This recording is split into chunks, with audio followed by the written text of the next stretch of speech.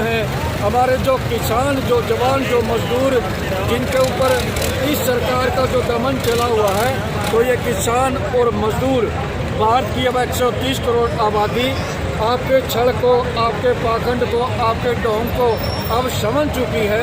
तो ये जो गंदी जो राजनीति और गंदे जो छल कपट मोदी सरकार आरएसएस देश के साथ ये जो खेल रही है, तो अब आपका जो खेल नंगा हो चुका है।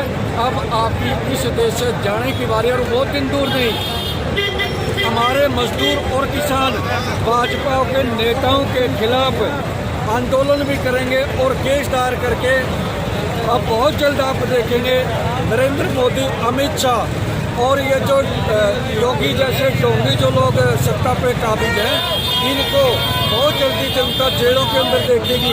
बहुत जल्दी जनता इनके ऊपर जूते बरसते हुए देखेगी।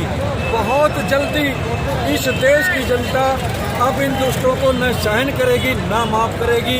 जय हिंद, जय जवान, जय किसान। किसान एकता जिंदाबाद, किसान एकता जिंदाबाद, मोदी सरकार।